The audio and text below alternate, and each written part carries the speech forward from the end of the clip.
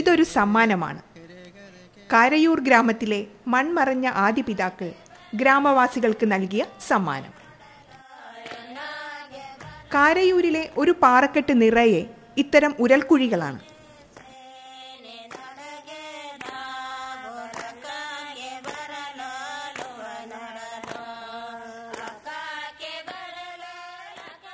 താളത്തിലുലഞ്ഞ് പാട്ടുപാടി സ്ത്രീകൾ നെല്ല് കുത്തുന്ന ജോലിക്ക് ഒരു സംഘനൃത്തത്തിന്റെ രസവും ലയവും നൽകുന്നു.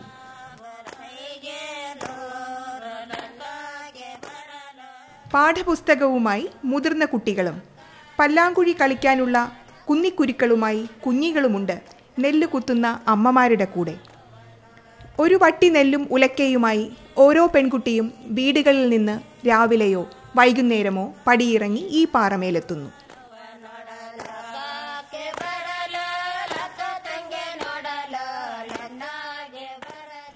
മാരിയമ്മന്റെ മേൽനോട്ടവും അനുഗ്രഹവുമുണ്ട് അനുഷ്ഠാനം പോലെ ആവർത്തിക്കുന്ന ഈ നെല്ലുകുത്തലിന്. ഉയർന്നു താഴുന്ന ഉലക്കകൾക്കൊപ്പം നെല്ല് അരിയായി മാറുമ്പോൾ അത് അമ്മന് നിവേദ്യവുമാണ്.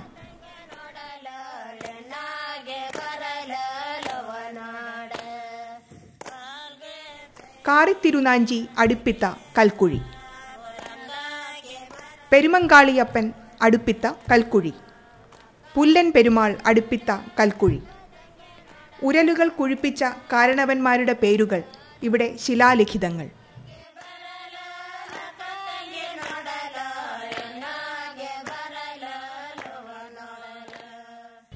കുമാരസ്വാമി ഈ ഊരിലെ താമസക്കാരനാണ്. പണ്ടത്തെ കാലത്ത് നിന്ന് അമ്മയുടെ കാലത്ത് തന്നെ അച്ഛൻ്റെ കാലത്ത് നിന്ന് ഞങ്ങൾ ഇവിടെയാണ് താമസിക്കുന്നത്. അപ്പോഴേ ഞങ്ങൾക്ക് ആനശല്യം ഒരുപാട് ശല്യമാണ്. ഞങ്ങൾ എല്ലാം കൂടി മൊത്തമായിട്ട് ഇരുന്ന് സന്ധ്യകാലം പെണ്ണുകൾ വന്ന് ഇവിടെ ഉറലെ നെല്ലടിക്കും, വൈകുന്നേരമായി അടിക്കും. അപ്പോൾ ഞങ്ങൾക്ക് മില്ലൊന്നില്ല. പണ്ടത്തെ അച്ഛനോടെ കാലത്തിലാണ് ഇത് ഞങ്ങൾ ഉണ്ടാക്കിയത്.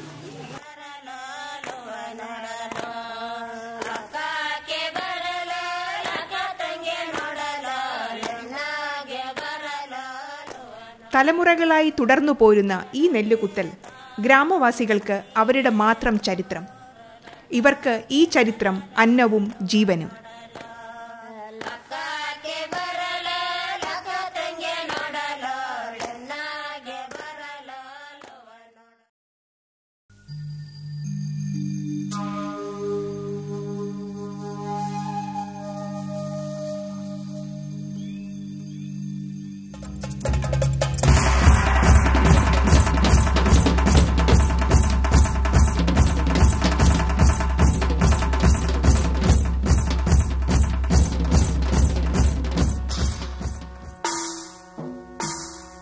മുനിയറകൾക്ക് കാലമില്ല.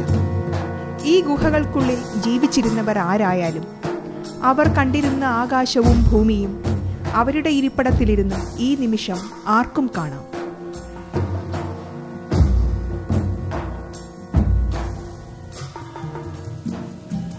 മുകളിൽ സൂര്യൻ കത്തിപ്പടരുകയാണ്. മുനിയറകളുടെ പ്രദക്ഷിണ വഴിയിൽ തകർന്നു കിടക്കുന്നത് ചരിത്രം.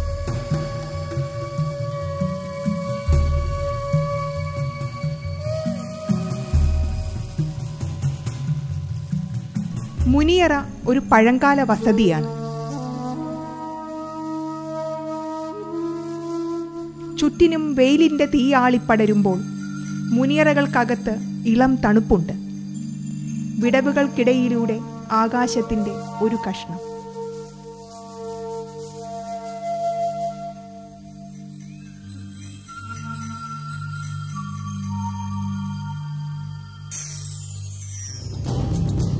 ഇതിന്റെ നനുത്ത ഇരുട്ടു തേടി സഞ്ചാരികൾ വരാറേയില്ല.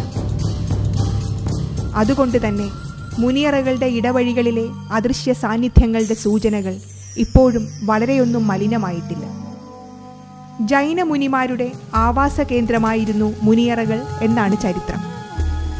ജൈന സന്യാസിയാകാൻ അനുഷ്ഠാനങ്ങൾ ചെയ്യുന്ന പടിമയ്യോന്മാരാണ് ഇവിടെ പാർത്തിരുന്നത്. ഋഷഭനാഥന്റെ കാള നൂറ്റാണ്ടുകൾക്ക് പിന്നിലെ ജീവിത രീതിയിലേക്കുള്ള സൂചകമായേക്കാം.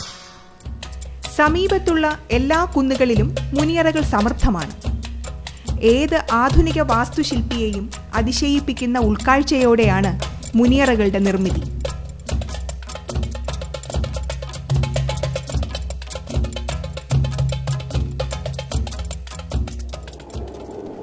നൈസർഗികമായ ലാളിത്യമാണ് മുനിയറകളുടെ മുഖമുദ്ര. നിഴലുകളും ഇലകളും കാറ്റും നിരന്തരം കളിക്കുന്ന നാടകം കണ്ട് നിശബ്ദരും ശാന്തരുമായി ഈ മുനിയറകൾക്കുള്ളിൽ ആരൊക്കെയോ ഇരുന്നിട്ടുണ്ടാവണം. പാണ്ഡവർ ദ്രൗപദിയുമൊത്ത് അജ്ഞാതവാസകാലത്ത് മുനിയറകളിൽ വസിച്ചിരുന്നുവെന്ന് ഊരുകാർ വിശ്വസിക്കുന്നു. ഭീഷണമായ ഒരു യുദ്ധത്തിന്റെ ആശങ്കകളുമായി അവരിവിടെ ജീവിച്ചു. മഹർഷിവനം എന്നറിയപ്പെട്ടിരുന്ന ഈ പ്രദേശത്ത് വെച്ചാണ് അവർ യുദ്ധസന്നാഹങ്ങൾ സ്വരുക്കൂട്ടിയതത്രേ.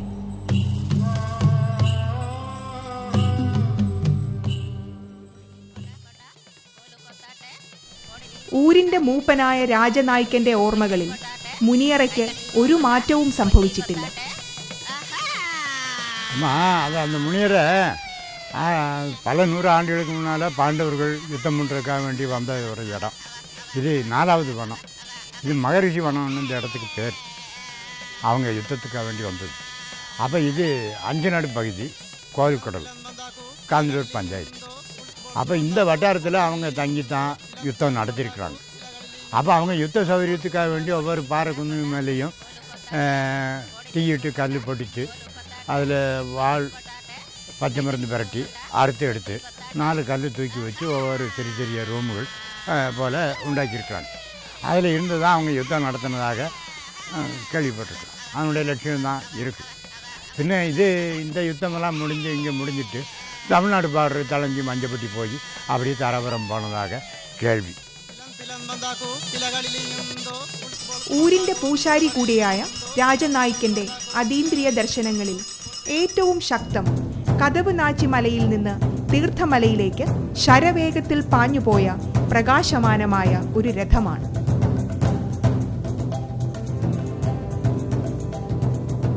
நான் இங்கே வந்துட்டு 30 வருஷத்துக்கு பிறகு முன்னால் ஒரு நாள் பார்க்கும்போது ராத்திரியில் பிரகாசமாக ஒரு மாதிரி ஒரு கதவுநாச்சா மலையிலிருந்து அந்த தீர்த்தமலைக்கு போனதை நானும் பார்த்துருக்கேன். அப்போ அது கதவுநாச்சா மலை பிரதானமான ஒரு தெய்வம். அது எப்பவும் மூடித்தான் இருக்கும். அந்த கதவு திறந்து வெளிச்சம் தெரிஞ்சதுனால தான் கதவுநாச்சா மலைன்னு அதுக்கு பேர் வந்தது. മുനിയറകൾക്ക് മേൽ വെയിൽ താഴുകയാണ്. അടുത്ത കുന്നുകളുടെ നിഴൽ ചാഞ്ഞും ചരിഞ്ഞും ചുറ്റും വീണു തുടങ്ങി. നിശബ്ദതയുടെ കനം കൂടി വരുന്നു.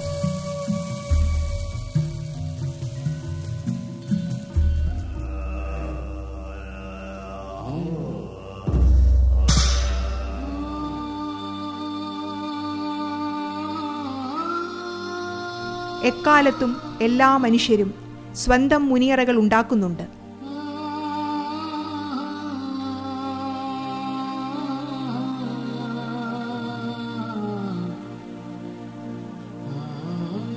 തൻ്റേതായ ഒരിടത്ത് ഒറ്റയ്ക്കിരുന്ന് ആകാശത്തെയും ഭൂമിയെയും കാറ്റിനെയും അയാൾക്കറിയേണ്ടതുണ്ട്.